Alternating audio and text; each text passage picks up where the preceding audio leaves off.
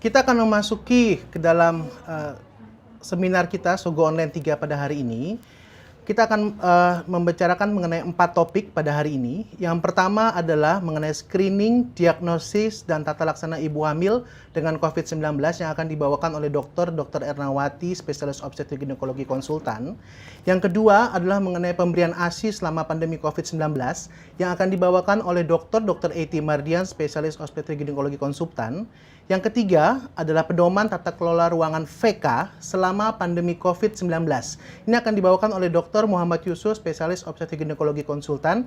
Dan yang keempat adalah pedoman tata kelola ruangan OK selama pandemi COVID-19 yang akan dibawakan oleh Dr. Tauhid Islami, spesialis obstetrik ginekologi konsultan. Untuk menyingkat waktu kita akan masuk ke topik pertama kita. Kita akan bicarakan mengenai bagaimana screening, diagnostik, dan tata laksana untuk ibu hamil yang didiagnostik dengan COVID-19. Untuk Dr. Ernawati, spesialis obstetrik ginekologi konsultan, kami persilakan waktu dan tempatnya. Assalamualaikum warahmatullahi wabarakatuh. Yang terhormat para guru besar, senior-senior, sejawat sekalian, mohon izin hari ini kita akan sharing tentang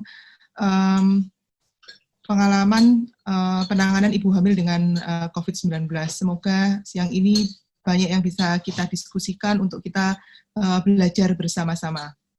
Topik kali ini adalah tentang screening, diagnosis, dan tata laksana ibu hamil dengan COVID-19. Jadi nanti kita akan membahas tentang manifestasi klinis, klasifikasi, dan komplikasi COVID-19 dalam kehamilan, bagaimana screening dan triase, kemudian diagnose dalam kehamilan, bagaimana tata laksananya, dan perawatan postpartum dan perawatan bayi. Jadi topik yang pertama tentang manifestasi klinis dan klasifikasinya. Jadi seperti kita tahu bahwa COVID-19 itu dimulai awal yaitu pada fase viral respon. Jadi pada saat virus itu masuk ke dalam tubuh penderita, kemudian pada saat fase awal virus masuk mungkin mulai belum ada gejala sampai ada gejala ringan. Kemudian ini kalau kita lihat di lab akan muncul limfopeni misalnya. Kemudian jika ini berlanjut, tubuh akan berespon terhadap host inflammatory respon, kemudian viral respon ini akan masuk dalam stage 2, di mana mulai ada gejala yang seringkali memberat. Dan jika host inflammatory respon ini semakin berat dan tidak bisa diatasi, akan semakin berat gejalanya sehingga akan mengalami ARDS, SIRS, ataupun shock cardiogenic failure dan sebagainya, dan kemudian dari lab kita temukan adanya peningkatan marker inflamasi. Nah, pada COVID-19 sebetulnya reseptor yang pertama adalah di saluran pernafasan, namun kemudian tubuh ini akan berespon menjadi inflamasi sistemik. Nah, bagaimana pada kehamilan? Pada kehamilan sendiri, kita mempunyai pengaruh hormon diproduksinya hormon estrogen. Hormon estrogen ini diduga mempunyai efek yang meningkatkan imunitas terhadap SARS, sehingga dalam jurnal imunologi itu bahwa estrogen ini diduga menurunkan monosit inflamasi. Dan estrogen juga menurunkan ekspresi S2, di mana diduga S2 ini adalah pintu masuknya SARS-CoV-2 ke dalam sistemik itu melalui S2. Nah, dengan pada orang hamil karena ada hormon estrogen, maka ekspresi S2-nya meningkat, maka biasanya lebih mild gambarannya dan lebih mild karena dia S2-nya lebih sedikit. Nah, ini diduga karena pengaruh estrogen pada kehamilan. Sehingga kehamilan dan persalinan sebenarnya tidak meningkatkan risiko infeksi. Kemudian kehamilan juga tidak memperburuk klinis infeksi COVID-19, dan lebih dari 90% sebetulnya tidak memerlukan terminasi kehamilan. Risiko meningkat pada kehamilan dengan komorbid sama dengan pada presentasi penyakit ini pada orang yang tidak hamil, risikonya meningkat pada pasien-pasien dengan komorbid. Demikian juga pada kehamilan yang mempunyai komorbid, maka risikonya akan meningkat. Kemudian kebutuhan ICU, tingkat keparahan juga sama dengan wanita yang tidak hamil. Nah, manifestasinya bagaimana? Manifestasi klinis sebetulnya similar sama dengan pasien yang tidak hamil, yaitu sebagian besar pasien datang dengan demam. Demam itu 67%, kemudian batuk, kemudian nyeri telan, sesak, kemudian kadang kelemahan, nyeri otot, atau tidak bisa anosmia, tidak bisa mencium, kemudian bisa juga dengan konjungtivitis, misalnya mual muntah. Nah, ini adalah gejala klinisnya. Dan kalau misalkan kita cekkan laboratorium, yang akan kita dapati adalah khas suatu viral infection, yaitu terjadi limfopenia pada 14% kasus, kemudian peningkatan liver function test, bisa terjadi trombositopenia juga. Jadi manifestasi klinisnya sama dengan pasien COVID yang tidak hamil. Kehamilan normal biasanya juga bisa mengaburkan gejala dari COVID. Nah, bagaimana klasifikasinya? Klasifikasi menurut NIH dibagi menjadi dari asimptomatis atau presimptom sampai kritis. Nah, jadi ada 5 klasifikasi: asimptomatis, ringan, sedang, berat, dan kritis. Kalau berdasarkan WHO classification, pada saat awal di Wuhan, WHO mengeluarkan jurnalnya, dia mengklasifikasikan menjadi 3, ringan, sedang, ringan, berat, dan kritis. Jadi asimptomatis sampai sedang itu masuk ke ringan, kemudian berat, dan kritis. Jadi kalau asimptomatis ya pasien tanpa gejala. Kemudian kalau ringan, dia mulai ada gejala, misalkan bisa panas, batuk, nyeri tenggorok, kemudian lemas, nyeri kepala, nyeri otot. Pada fase ini mungkin hanya keluhan saja, tetapi toraks foto masih normal. Kemudian kalau dia masuk ke kategori sedang, maka saluran pernafasan bawah dia mulai terserang, maka toraks foto mungkin gambarannya masih normal atau infiltratnya masih sepertiga bawah, namun saturasi oksigennya mulai menurun, bisa masih di atas 93%. Tapi kalau sudah klasifikasi berat, biasanya ini gambarannya, tandanya itu kalau sudah sesak itu sudah masuk klasifikasi berat. Jadi kalau sudah ada sesak, respiratory rate lebih dari 30 dan saturasi oksigen kurang dari 93, itu masuk kategori berat. Dan dia gambaran toraks fotonya misalnya ada infiltrat lebih dari 50%. Kemudian kalau fase kritis ya dia sudah sampai shock sepsis, gagal nafas, dan MODS. Nah, pada orang hamil, sering kita temui ini adalah asimptomatis. Jadi dia tidak ada keluhan apa-apa terkait dengan SARS-CoV-nya, dan pada saat screening ditemukan ternyata dia mempunyai hasil yang positif. Severitasnya sama dengan tidak hamil, jadi dari klasifikasi WHO, orang hamil itu 86% itu ringan, dibandingkan dengan non-pregnant yang 80% yang ringan, kemudian yang berat 9,3%, yang kritis 4,7%. Dan sebetulnya kehamilan tidak meningkatkan fatality rate dan ICU admission pada orang hamil. Nah, jurnal ini dari New York, dari Breslin ini, jadi dari pasien yang masuk ke rumah sakit, di 2 rumah sakit pendidikan di sana, bahwa total COVID 43% itu kira-kira lebih dari 50%-nya itu 68%-nya adalah asimptomatis. Kemudian hanya sekitar 30% dia yang simptomatis saja. Jadi pada saat kehamilan itu bisa mengaburkan gejala, sehingga pada saat masuk dia asimptomatis, ini ditemukan karena universal screening. Semua pasien yang masuk kemudian diperiksakan, di swab, ternyata yang ketemu 29 pasien ini positif, dan pada saat setelah mengalami fase persalinan, ada yang tetap ringan dan ada yang kemudian menjadi memberat. Nah, gambaran yang kami terima di Rumah Sakit Dr. Sutomo itu kurang lebih hampir sama, bahwa 66% pasien kami tanpa gejala, dan yang sedang 19%, kemudian yang berat itu 6%, dan ringan itu 9%. Nah, ini dari jurnal lain juga menyatakan demikian, bahwa kira-kira asimptomatik dan simptomatik itu kurang lebih hampir sama dengan kami, bahwa mereka asimptomatis 66%. Nah, bagaimana komplikasinya? Diduga karena penyakit ini fase akut, sehingga relatif tidak mempengaruhi komplikasi yang berat pada kehamilan, tapi diduga bisa berpengaruh pada terjadinya persalinan prematur kalau ibu hamil yang terserang masih usia prematur dan meningkatkan angka seksio-sesaria karena kita memerlukan terminasi kehamilan. Jadi data dari kasus di New York dari 252 kasus ternyata 15% akhirnya lahir prematur dan seksionya 70% kasus dari 252% ini. Kejadian spontan abortus tidak meningkat dan kondisi bayi 95% itu baik.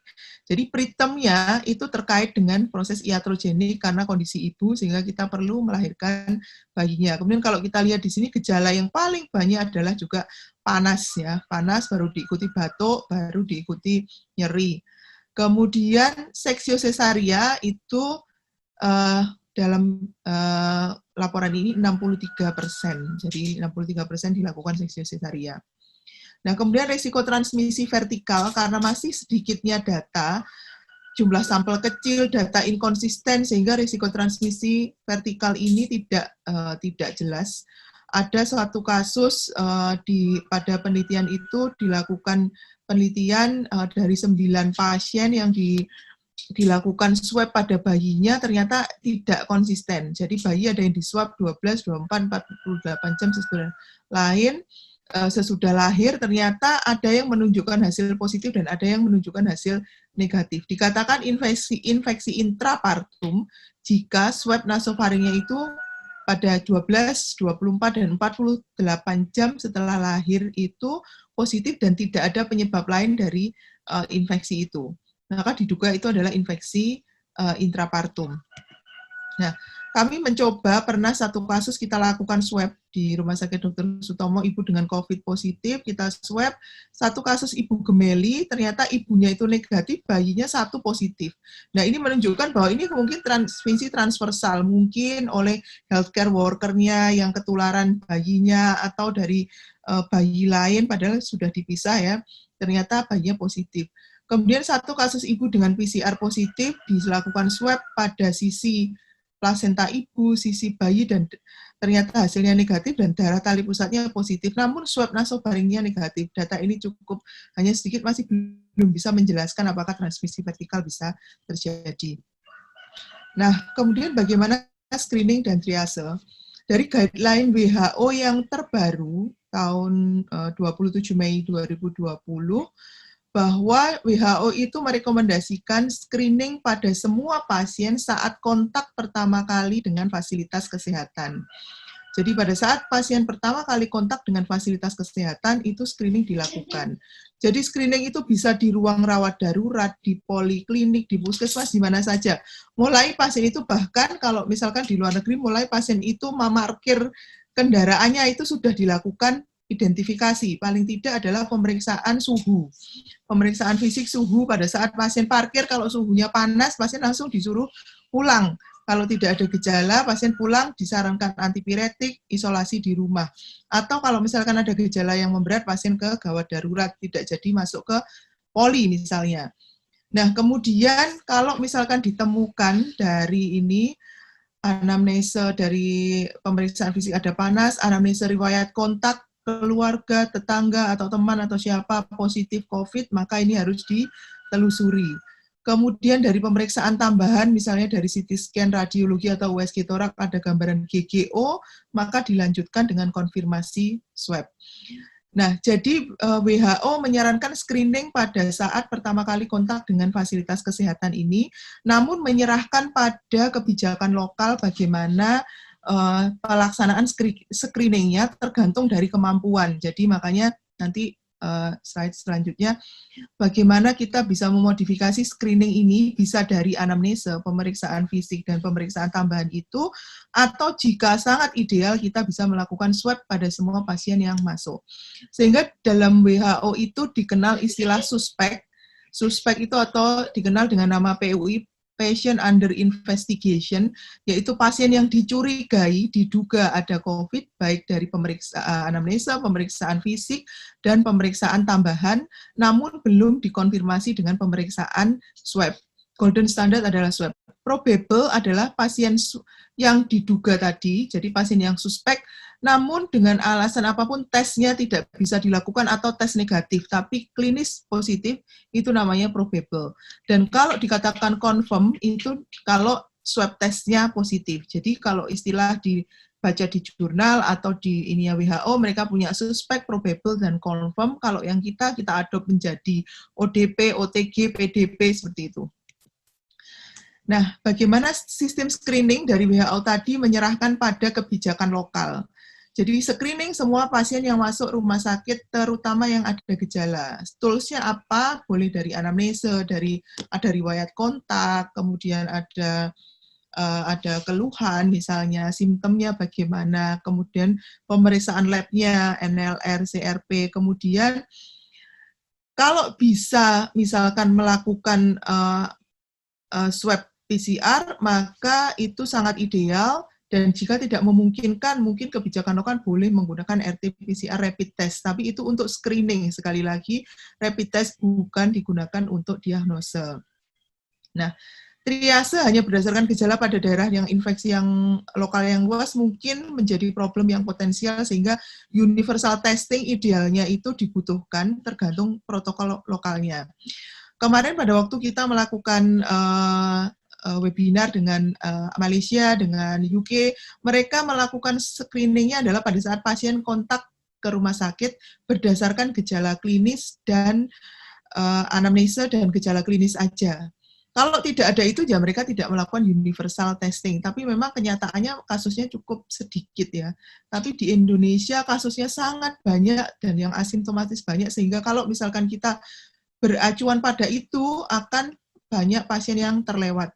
Sebenarnya keuntungannya apa universal screening itu adalah kita bisa menentukan, mengelompokkan mereka, menentukan ruang perawatan, persiapan perawatan bayi, kemudian ini perlindungan pasien, keluarga, dan penolong persalinan, sehingga penolong persalinan menggunakan APD standar.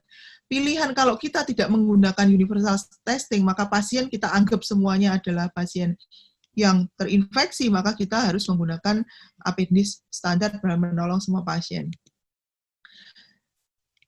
Nah, ini dari CDC pun juga high priority untuk pemeriksaan antigen adalah yang di MRS-kan dengan simptom, atau healthcare worker yang dengan simptom, atau penduduk yang dia ada gejala. Intinya kalau di sana mereka memfokuskan bahwa screening itu, screening secara umum dilakukan, dan yang dilakukan pembuktian adalah yang mempunyai simptom.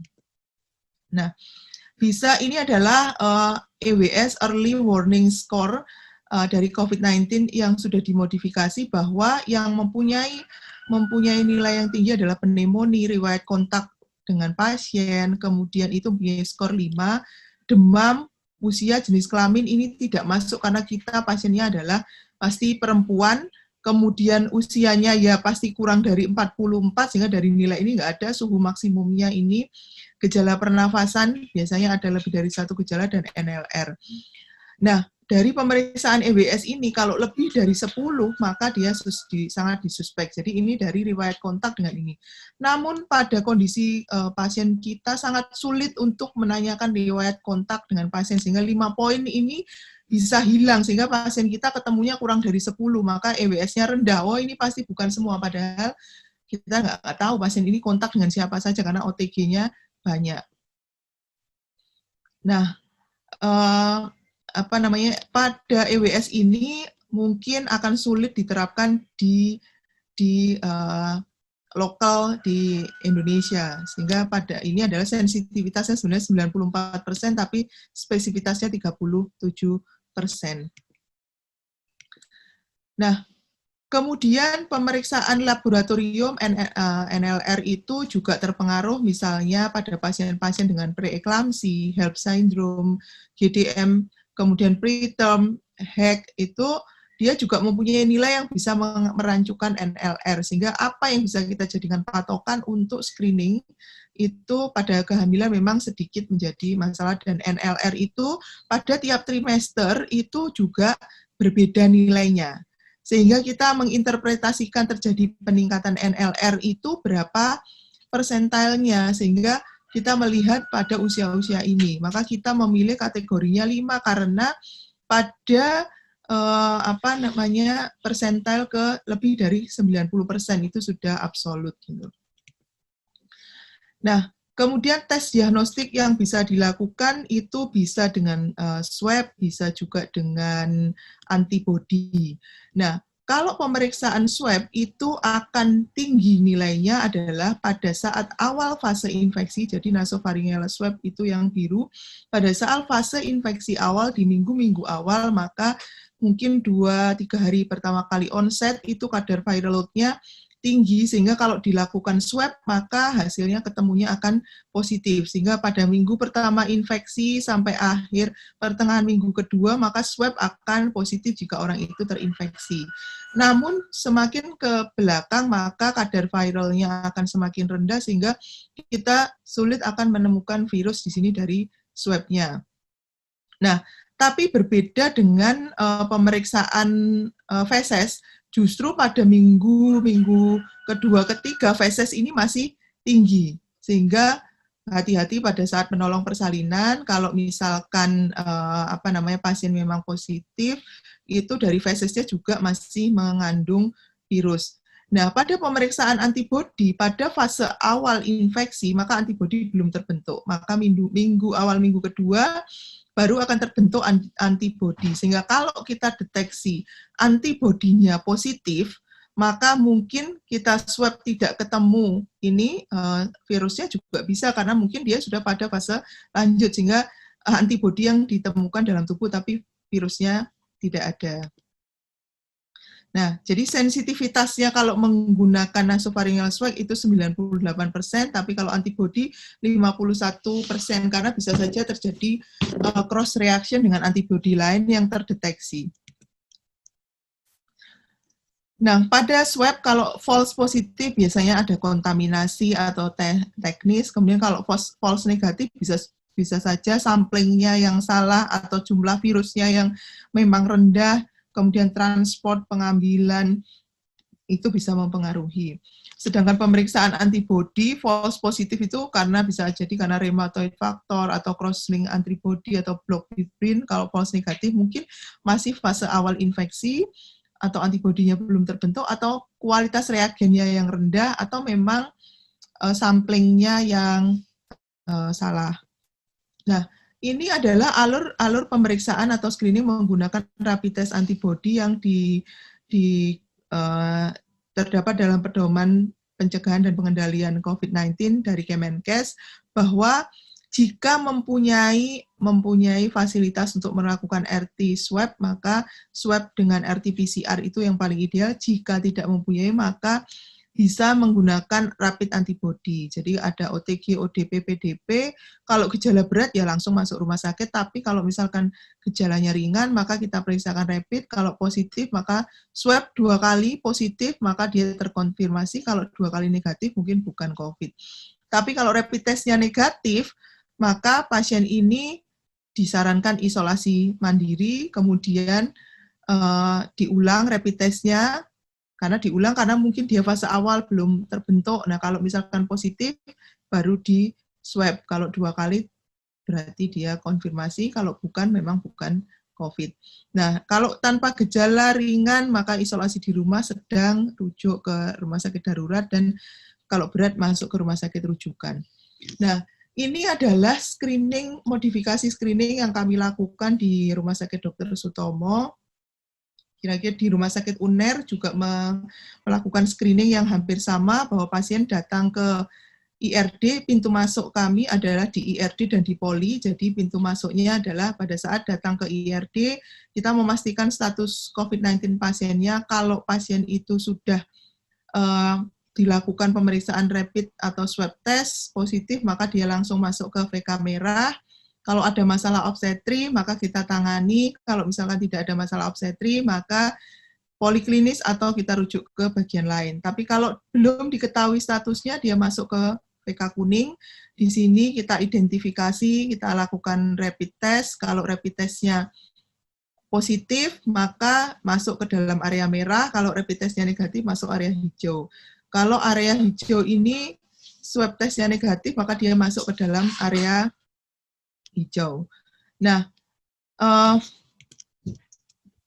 dari hasil alur screening yang kita lakukan selama ini, maka kita dari bulan Maret kurang lebih sampai awal Juni, kita menemukan ada sekitar 63 kasus yang rapid testnya positif. Dari yang rapid testnya positif ini ternyata 20 saja, jadi hanya 30% yang PCR-nya positif. Dari 21% ini kita kategorikan dia mempunyai simptom, kemudian NLR, chest X-ray, rapid antibody, dan dari EWS-nya ini ternyata yang mempunyai sensitivitas paling tinggi itu adalah rapid antibody test, jadi kira-kira 75%.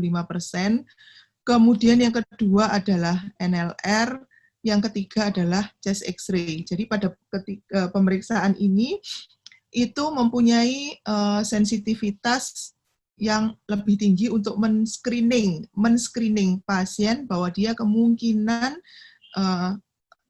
menderita COVID.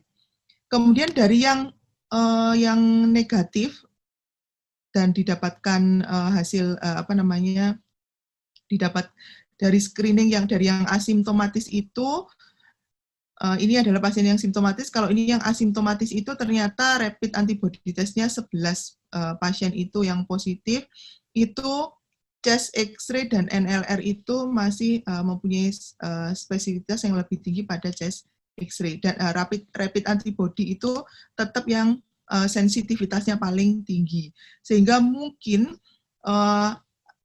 rapid test antibody itu mempunyai manfaat di lokal yang infeksinya tinggi dan kita tidak bisa menyediakan misalnya swab antibody. Nah, ini dari data tadi, dari pasien-pasien yang kita kumpulkan itu, dari yang mempunyai simptom, baik yang dari yang tidak mempunyai simptom, maka rapid antibody yang positif yang lebih banyak. Sehingga dari screening itu, kalau dari guideline kita membedakan menjadi OTG, orang tanpa gejala, ODP, orang dalam pengawasan, dan PDP, pasien dalam pengawasan. OTG berarti memang tidak bergejala, tapi dia kontak erat dengan pasien COVID. Kalau ODP, dia ada keluhan, demam, tapi tidak ada gambaran pneumonia. Kalau PDP sudah ada demam dan gambaran pneumonia. PDP ini kalau dalam guideline WHO, dia masuk dalam suspek. Ya. Nah, dari sini kemudian dilakukan pemeriksaan swab. Kalau misalkan ada hasilnya, dia menjadi confirm, atau dia kalau dalam ini menjadi probable, dia mungkin negatif. Tapi kalau misalkan klinisnya positif, dalam WHO disebut probable. Nah, bagaimana diagnosenya? Diagnosenya adalah sama dengan COVID yang non-hamil, maka gejalanya panas, batuk, sesak, dan ada riwayat kontak dengan kasus positif. Kemudian dari swab, pembuktiannya nasofaring itu paling sensitif, bisa juga swab dari orofaring atau dari nasal. Swab positif berarti konfirmasi diagnosis, swab negatif belum tentu. Konfirmasi klinis itu harus dilakukan, dan idealnya swab 2 kali kalau misalkan hasilnya negatif untuk betul-betul mengeksklusi. Pemeriksaan tambahan yang diperlukan thorax photo atau CT thorax atau USG. Jadi selama ini kita khawatir apakah thorax photo boleh dilakukan pada wanita hamil, nanti jangan-jangan mengganggu bayinya.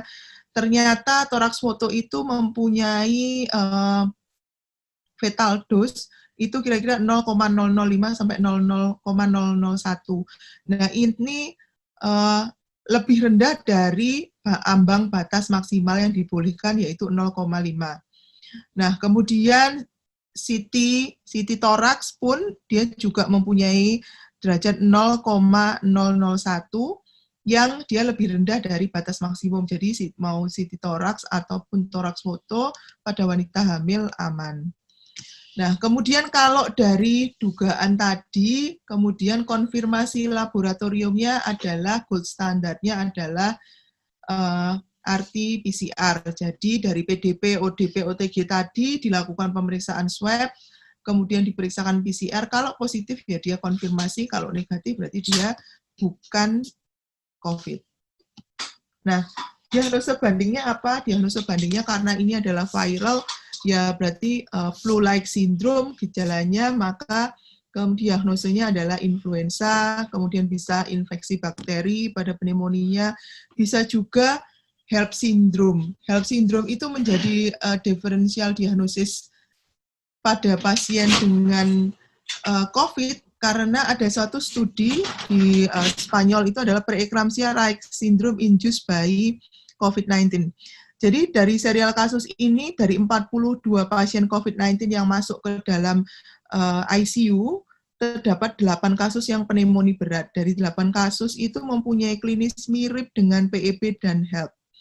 Namun setelah diamati dibedakan lagi, ternyata dari kasus-kasus tersebut itu hanya diperiksakan S-split PLGF-nya. Jadi yang pasien yang preeklamsi harusnya dia mempunyai S-split PLGF-nya itu lebih dari 85%. Tapi ternyata pasien yang COVID-19 itu S-split PLGF-nya itu ternyata rendah, kurang dari 85. Hanya satu kasus yang tinggi, dan satu kasus ini mungkin benar-benar dia memang benar-benar pasien preeklamsi.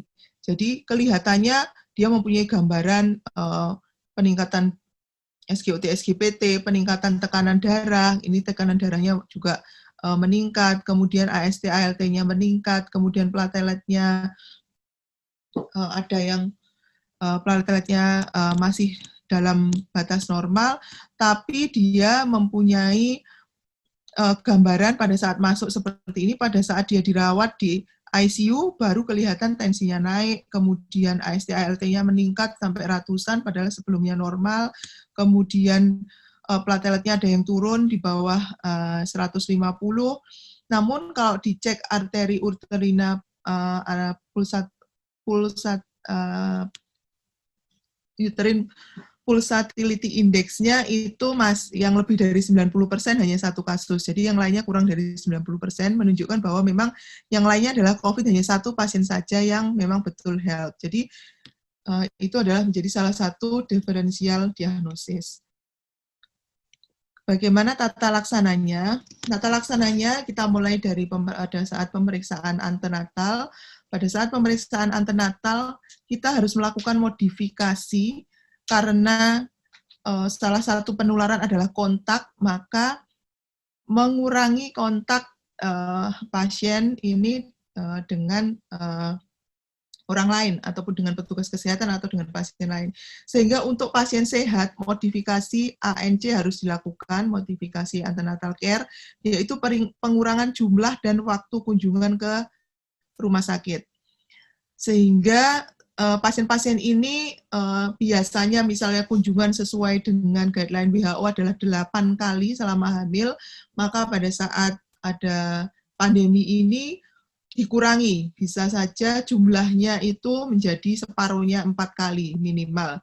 Jadi selalu lakukan screening COVID-19 mulai dari pada saat pasien booking appointment, pada saat pasien telepon, saya mau ini, ditanyakan ada panas enggak, nyeri telan enggak, kontak dengan ini enggak. Kalau ada, maka pasien ditunda sampai 7 hari, sampai gejala hilang, atau kalau dia ada kontak dengan kasus positif, maka ditunda 14 hari. Dianggap 14 hari adalah masa inkubasinya, sehingga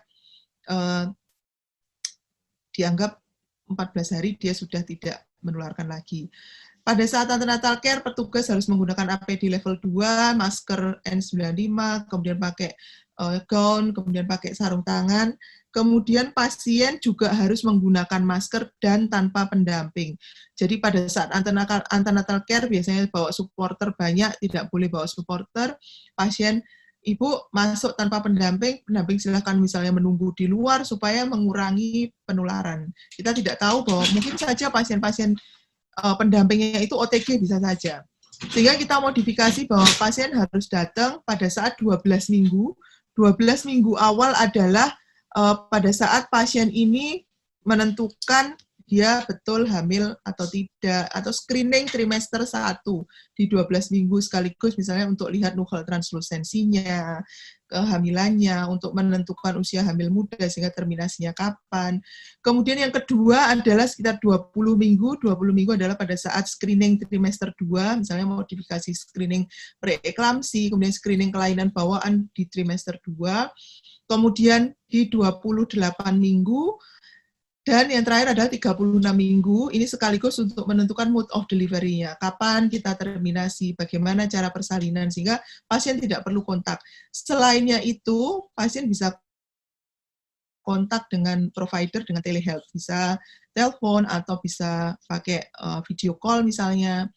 Namun untuk high risk tetap disesuaikan dengan klinis. Kapan misalkan jika pasien itu perlu evaluasi gula darah untuk screening diabetes gestasional, maka pada saat 20 minggu datang, pasien sudah dibawakan sekaligus labnya. Ibu nanti periksa lab tanggal sekian. Jadi pada saat ibu datang 28 minggu itu kita sudah dapat hasilnya. Sehingga kita sudah langsung bisa menganalisa enggak tanggal 28 minggu datang, baru kita kasih lab, nanti datang lagi. Jadi itu akan wasting, sehingga pasien seefektif mungkin datang ke rumah sakit. Nah, ini panduan dari POGI yang dibuat umur berapa kita melakukan ANC, jadi kira-kira 4 kali saja cukup. Nah, ini adalah modifikasi yang kami lakukan di Polihamil Rumah Sakit Dr. Sutomo. Jadi kami memodifikasi satu ruangan itu menjadi ruang screening yang kita lengkapi dengan kaca. Kemudian satu bidan bertugas di sini melakukan screening awal. Screening awal ini di pasien apakah ada gejala, ditanyakan, kemudian apakah sudah melakukan rapid, fototorak, atau swab. Kalau ada satu yang positif, maka pasien langsung dirujuk ke poli screening COVID. Kalau misalkan tidak, maka pasien ditanyakan pertanyaan yang nomor 4, apakah kontak dengan pasien, adakah gejala demam dari anamnesa ini, apakah terdapat gejala, kunjungan, keluar kota, riwayat kontak, seperti itu. Kalau tidak, maka dia lanjut ke pertanyaan berikutnya, Q2, 3, dan Q5. Kalau ada pertanyaan jawaban yang iya, maka kita konsulkan ke poli screening. Kalau tidak, maka pasien masuk ke poli hamil. Nah, kalau pasien-pasien ini tadi ada yang positif ke poli screening, maka kontrol di poli hamil dapat ditunda. Kita berikan nomor telepon dan kita catat kalau pasien ada emergensi bisa menghubungi kita atau ke kamar bersalin atau ke gawat darurat. Ini adalah algoritma ACOG dan SMFM. Sebetulnya prinsip adalah hampir sama. Pasien dilakukan assessment, kemudian dari gejala klinis, simptom, kemudian dia dilihat kalau tidak ada, maka rutin assessment. Kalau ada, maka pasien dilakukan evaluasi keparahannya. Kalau parah, maka pasien masuk rumah sakit. Kalau ringan, maka pasien dipulangkan dan isolasi mandiri. Dr. Nah, Erna, kalau pasien 2 menit lagi, Dr. Erna. Baik COVID positif, maka kalau asimptomatis dan ringan, dia menunda kontrol dan dia isolasi di rumah sampai 14 hari. Dan kalau misalkan ada kegawatan, dia disarankan ke rumah sakit. Indikasi perawatan adalah pasien dengan kategori ringan, dengan komorbid atau sedang sampai kritis. Dan kalau misalkan memang berat atau kritis, dirawat di rumah sakit level 3. Status COVID positif bukan indikasi rawat inap. Nah, di rumah sakit kita monitor tanda persalinan, oksigenasi kita jaga lebih dari 95%, kemudian pencegahan tromboekoli, diberikan unfraksional heparin, dan pemberian terapi antivirus. Pemberian kortikosteroid untuk pematangan paru masih boleh digunakan jika usia kehamilannya kurang dari 34 minggu. Aspirin boleh dilanjutkan, dan kalau misalnya memerlukan tokolitik, nifedipin yang aman. Kemudian kalau memang pasien ini follow up sembuh, maka fetal growth harus dipantau karena risiko IGR, karena diduga COVID ini berhubungan dengan koagulopati, hipoksi, dan sebagainya, sehingga dia meningkatkan risiko IGR. Nah, manajemen rujukan bagaimana, yang penting adalah pencegahan infeksi. Jadi notifikasi sebelum merujuk, dokter yang merujuk harus menginformasikan ke tempat rujukan karena kita harus menyiapkan tempatnya supaya tidak terjadi rujukan yang lepas sehingga tempat rujukan sulit untuk menyiapkan tempat dan universal precaution-nya. Nah, ini adalah contoh kasus kalau rujukannya tidak tercatat, maka kita akan kebingungan mencari tempat untuk pasien. Nah, kalau pada kasus ringan dan tidak ada kegawatan, maka terminasi ditunda sampai pasien sembuh. Tapi kalau ada komplikasi, maka terminasi disesuaikan dengan indikasi obstetri. Pada kasus berat, mungkin pertimbangan individual tiap kasus, tergantung klinis pasien, tapi kalau pertimbangan itu memperbaiki kondisi ibu, karena perut yang besar itu meningkatkan konsumsi oksigen, menurunkan residual capacity, dan menekan diafragma, maka itu akan memperberat pneumonia, maka pertimbangan terminasi jika usia kehamilan 32-34 minggu. Kemudian bagaimana manajemen persalinan dari berbagai rekomendasi itu SC sebetulnya atas indikasi obstetri atau adanya perburukan ibu, tetapi itu adalah individual, tapi dari berbagai laporan sebagian besar adalah SC karena SC dianggap bisa menurunkan resiko komplikasi ibu, kemudian dia mencegah penularan yang lebih lama. Jadi intinya SC atas indikasi SC dipermudah, sehingga misalnya KPP kita nggak nunggu 24 jam untuk SC karena risk untuk memburuk, maka mungkin jika memang ini KPD, kemudian ini kita tidak bisa melakukan induksi, SC dilakukan. Nah ini di kami 59% dilakukan SC. Jadi dari POGI pun rekomendasinya masih SC. Persalinan pervagina bukan kontraindikasi. Kalau misalnya memang pasien sudah masuk fase persalinan, silakan diikuti dengan persalinan normal. Jadi kalau persalinan normal prinsip sama dengan persalinan tanpa infeksi. Yang terpenting adalah pemakaian APD yang sesuai. Jadi minimal APD level 2. Kemudian pembatasan personil yang bertugas supaya yang kontak dengan pasien tidak banyak. Kemudian monitor balance cairan karena risiko udim paru pada pasien ini, hingga total cairan 75 cc per jam maksimum. Delay cramping ini masih menjadi perdebatan. Sebagian besar mendukung karena dia keuntungan untuk bayi lebih banyak. Ada yang menolak karena dia meningkatkan risiko infeksi. Yang terpenting adalah kita memperpendek waktu mengejan jika pervaginam dan hati-hati risiko penularan dari feses dan gunakan barier persalinan. Kemudian pendamping persalinan hanya boleh 1 orang dan ini sudah di screening juga, harus menggunakan masker, tidak boleh berganti-ganti, video call dibolehkan mungkin. Kemudian tempat perawatan persalinan idealnya di ruang khusus dengan tekanan negatif, tapi kalau tidak memungkinkan kita cohorting. Jadikan satu ruangan dengan sesama PDP, tidak boleh mencampur PDP dengan konfirm sebetulnya karena risiko penularan. Chamber persalinan, kemudian bisa dengan air purifier, kemudian pasien harus menggunakan masker bedah, bukan masker kain. Jadi pasien menggunakan masker bedah. Hati-hati saat kala 2. Nah ini alur PPI, mungkin nanti Dr. Yusuf akan menjelaskan lebih ini bagaimana alurnya. Ini yang kami lakukan dengan cohorting pasien itu adalah merubah area VK bersalin menjadi area merah, kuning, hijau. Jadi sebetulnya sebelumnya VK hanya di sini nifas, kemudian kita rubah ini menjadi VK hijau, VK merah yang untuk pasien konfirmasi, dan ini pasien yang PDP yang suspek. Kalau di screening di sini hijau, pindah ke sini, kalau merah pindah ke sini. Nanti Dr. Yusuf akan lebih banyak bicara bahwa ini cohorting yang kami lakukan, kita modifikasi ruangan, kita jadikan merah, ini menjadi VK kuning. Kemudian kita pakai barier persalinan, kita modifikasi dengan memakai chamber persalinan dan dipakai HEPA filter untuk mengurangi risiko penularan. Nah, kemudian bagaimana perawatan postpartum? Perawatan postpartum monitoring maternal.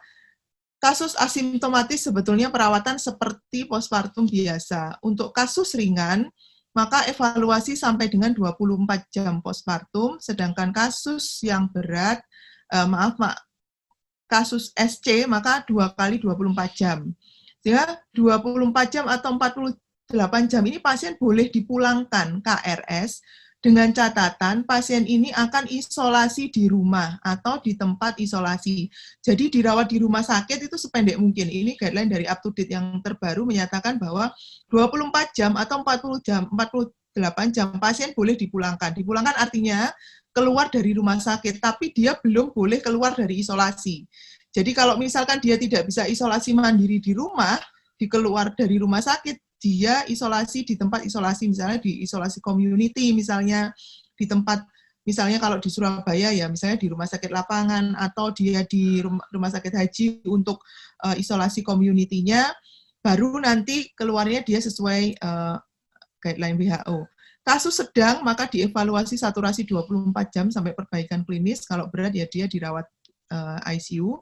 VTE profilaksis individual tergantung kasus, dan ini kunjungan postpartum ini dikurangi. Jadi pasien sebelum pulang dievaluasi bagaimana luka operasinya baik, maka pasien dipulangkan. Nah, pasien itu bisa kontrol dengan telehealth. Misalnya, Ibu bagaimana luka operasinya, misalnya boleh dengan telehealth dibuka, kemudian pasien datang kembali. Bahkan kalau dari up to date itu pasien datang 1 bulan sesudah postpartum untuk evaluasi. Jadi tidak perlu 1 minggu datang kembali ke rumah sakit. Jadi setelah 14 hari, hati-hati postnatal depresi. Nah, ini adalah kriteria lepas isolasi dari WHO. Jadi jangan bingung, pasien boleh pulang dari rumah sakit dan kriteria lepas isolasi. Kriteria lepas isolasi dari WHO, guideline WHO yang terbaru yang keluar bulan Juni tanggal 17 kemarin, bahwa untuk pasien yang simptomatis maka 10 hari dari onset simptom ditambah 3 hari tanpa gejala. Tanpa gejala itu apa? Misalnya panas atau gangguan pernafasan, maka pasien boleh rilis.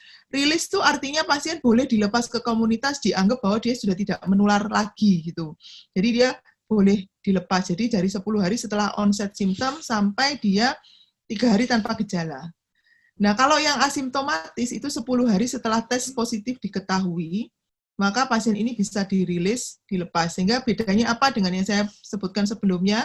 Kalau yang sebelumnya adalah pada pasien yang persalinan 24 jam, 2 kali 24 jam dia pulang, tapi belum rilis dari isolasi, pasien harus melanjutkan di tempat isolasi, di rumah atau di tempat isolasi community.